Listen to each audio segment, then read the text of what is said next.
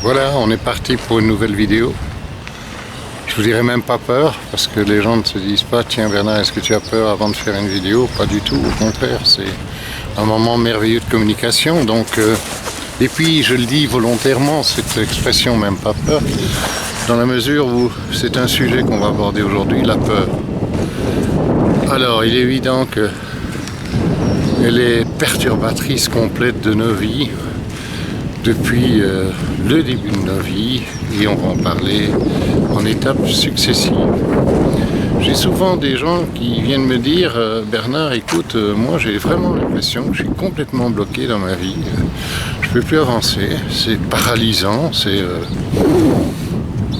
comme des chaînes qui me traînent, et je me demande si ça ne traîne pas depuis ma jeunesse ou depuis les échecs que j'ai connus, etc., ou même bien avant.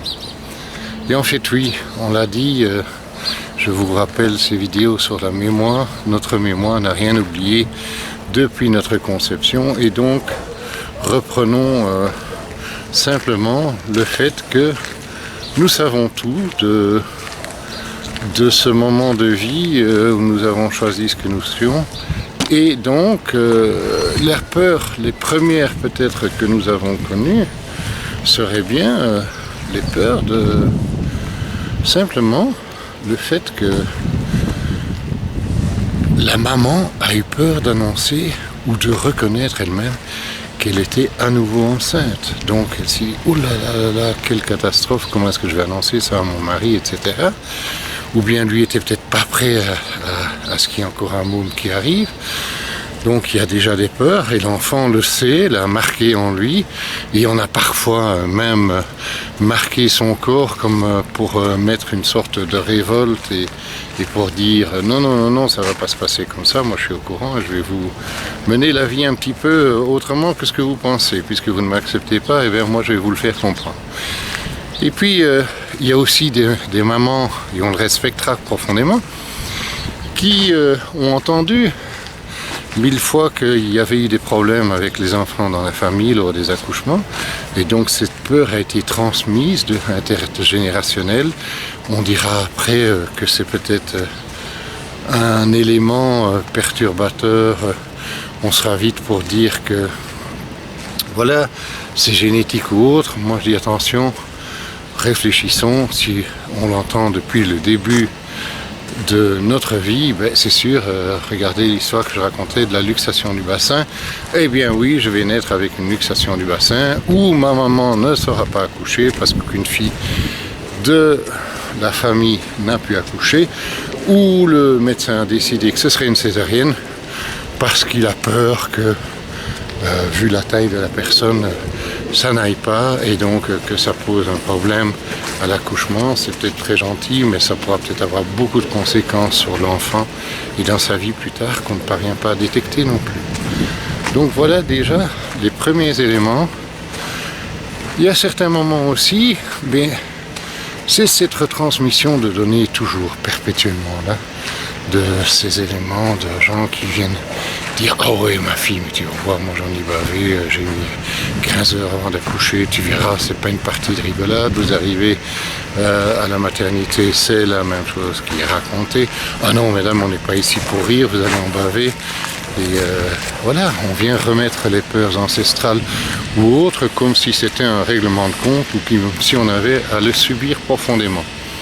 Je dis mais non, mais non, mais non, mais non, pourquoi voulez-vous toujours refaire subir sur vous ou sur les autres ce qu'on a eu et répéter l'histoire? Il est temps à certains moments qu'on puisse casser ces événements et qu'on puisse vivre différemment sans le poids de nos diagnostics, de nos histoires antérieures et de tout. Mais si on ne l'explique pas un jour, on n'aura jamais la solution. Alors oui, c'est vrai, ça fait partie des premières peurs de notre vie qui sont coucou dans le ventre de maman. Donc et voilà, ça c'est déjà des circuits, sans parler d'événements qui se sont passés aussi de mémoire, si les parents ont perdu un proche ou un enfant juste avant, le marquage y est dans le corps, et nous allons reprendre avec nous le poids, j'ai envie de dire, de cette succession quelque part, Succession d'événements, d'éléments qui vont nous influencer, d'où une sorte de tristesse qui peut être là, qu'on ne comprend pas. Et c'est vrai que des personnes me disent, moi j'ai l'impression que je traîne des valises de tristesse depuis que je suis sur Terre, ou bien que c'était pas du tout mon rôle d'être là, et voilà, ma vie est bousculée. Alors dans le quotidien, il y en a encore une dont j'ai pas parlé, mais je voudrais vous en parler aussi. Si je vous parle peur et que je vous saisis, quand on se saisit, qu'est-ce qu'on soit la personne fait wow, et vous êtes là, oh, et voilà le mouvement de oh, j'ai pris de l'air par ma bouche, et il y a des enfants qui dans le ventre de la maman sont saisis. La maman, ils ne la critiquons pas, ce n'est pas le but du jugement, mais c'est de constater des faits et de dire cet enfant s'est saisi et il a fait ce mouvement d'aspirer de l'air. Et là c'est une catastrophe parce que en fait il n'a pas aspiré d'air puisqu'il est dans le liquide amniotique, il a aspiré du liquide amniotique qui a brûlé ses poumons ou ses débuts de poumons qui ne sont pas encore développés. Qu'est-ce que le corps a comme réaction? Qu'est-ce que vous avez comme réaction si vous vous brûlez? Une des réactions qu'on peut avoir, c'est directement de je vais lécher la plaie, ou même si je me suis coupé, je vais lécher la plaie pour essayer de... Ça va calmer directement avec la salive, ça va calmer, ça va arrêter de saigner, ça va être positif pour mon corps. Et là, le petit mioche qui est en construction, il a un mécanisme qui se met automatiquement en lui. Il a une sécrétion qui se fait là pour éteindre le feu qui est sur les poumons, parce qu'on peut vraiment parler d'un feu terrible qui se met en route. Et cette sécrétion ne s'arrête pas parce que le cerveau n'a pas perçu l'ordre, ou n'a pas reçu l'ordre inverse de dire je n'ai plus besoin de ce signal parce que voilà maintenant... mes poumons vont se développer, je n'ai plus besoin de cette sécrétion.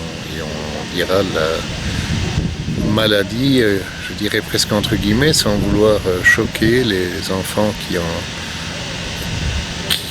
l'ont, qui la portent quelque part, de dire mais voilà, il y a ce phénomène. Alors pourquoi je peux le dire? J'ai eu la chance de rencontrer quelqu'un qui avait eu une greffe de poumons, et qui m'a vraiment ouvert des portes de compréhension extraordinaires, et je tiens à la remercier du fond du cœur.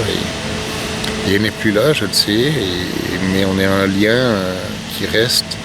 Et c'était une rencontre que je devais faire pour comprendre, et je trouve ça extraordinaire que l'univers puisse me donner.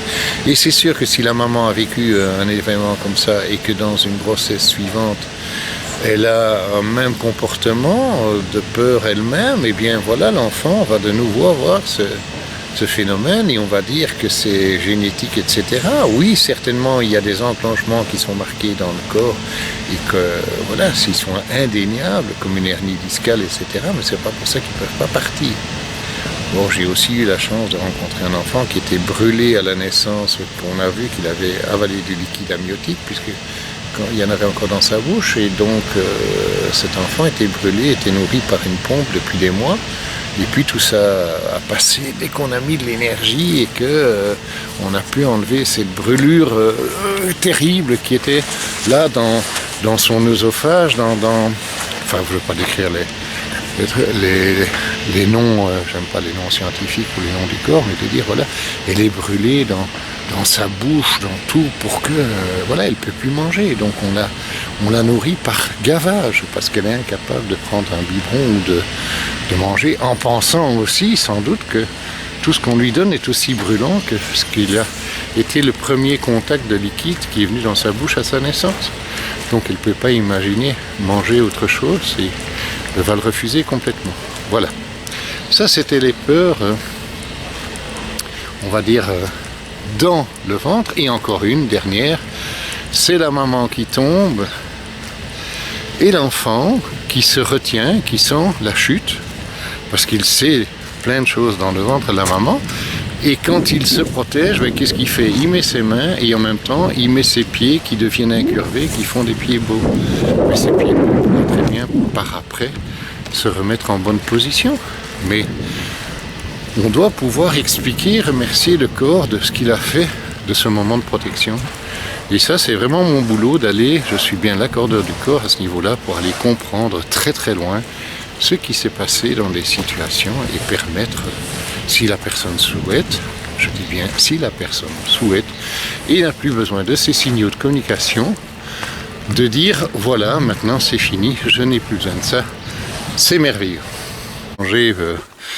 Et je reparle de cette peur quand on est tout gamin. Il y en a une des premières que j'ai envie de vous rappeler, que c'est cette histoire du pot. On a été chercher son petit pot dans la toilette et on s'installe au milieu du salon et les parents sont tout contents de dire t'as vu le petit comme il est marrant, il est allé chercher son pot à la toilette, on s'assied sur le pot, on se relève et on fait un beau pipi sur le côté du pot. Et là, les parents sont en train de dire mais non, et c'est le pot, tu as amené le pot, fais pipi dedans, mais bon, c'est comme ça. Le lendemain, on recommence la scène, et là, c'est drôle, déjà on nous prévient que non, c'est sur le pot, hein, il faut faire pipi sur le pot, pas à côté comme hier. Hein. Tiens, hier, ils ont bien ri quand je suis venu comme ça, je croyais mon public... convaincu et heureux de ce que je faisais. Et puis là, en réalité, non, j'ai déjà presque une remontrance. Tiens, c'est bizarre, ils ont changé d'avis. Et je recommence la scène, et je me relève, et je fais pipi à côté. Et là, je me fais enguirlander en disant « Mais non, c'est sur le pot qu'il faut faire, mais enfin, regarde, c'est pas pipi par terre, c'est sur le pot, c'est pour le pipi, c'est pour mettre... » Bon, très bien. Et puis, le troisième jour, je ramène mon pot, et puis... on va dire non, tu restes sur le pot et à la maman ou le papa va peut-être tenir le gamin sur le pot et finalement il va se lever et il va quand même faire un pipi à côté et là il va vraiment se faire enguirlander et bon voilà de notre époque on avait même une bonne fessée et puis voilà. Et je dirais très bien, on est habitué au système du pot pour le pipi et voilà que un jour, malheureusement, on a une sorte de colique, on a fait le pipi dans le pot, très bien, et puis on se lève, et là on a une colique, et il n'y a rien à faire, on ne peut pas se retenir, et on fait un gros caca sur le plancher. Et voilà, et là c'est trop, quoi, la maman se fâche et tout, et on en a une peur, et en fait on était incapable de se retenir, ou d'avoir le temps de retourner sur le pot, et les parents n'ont pas compris ça, et qu'est-ce qui va se faire par peur? Eh bien, je vais changer le métabolisme de mon corps, parce que par peur, j'aurais peur d'aller sur le pot, d'avoir cette colique, et donc je vais quelque part m'empêcher d'aller à la toilette couramment, et donc je vais commencer un système à la limite de transit plus long et de constipation qui va rester là toute ma vie.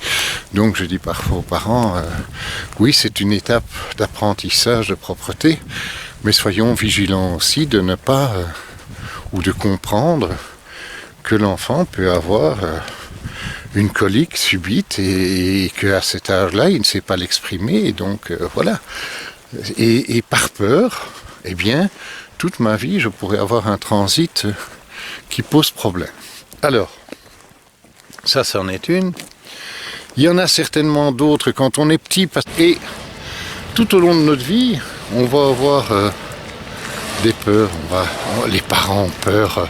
Le jour où on amène le petit à la crèche, on a peur qu'il ait des maladies d'autres enfants, on a peur des contagieux, on a peur finalement de toute la vie, on a peur de ne pas arriver au niveau budget, on a peur voilà, dans la façon dont il va grandir, et cette peur est finalement, elle est sympa, je dirais, et nécessaire, et quand elle n'est pas trop importante, et qu'on peut la trouver dans une certaine complicité, puisqu'elle va m'empêcher à certains moments de sauter par une fenêtre ou d'aller conduire sur la bande de gauche, parce que je sais qu'à un certain moment je vais faire un frontal et je vais me retrouver dans une bien mauvaise situation, même si j'ai un gros véhicule. Donc voilà.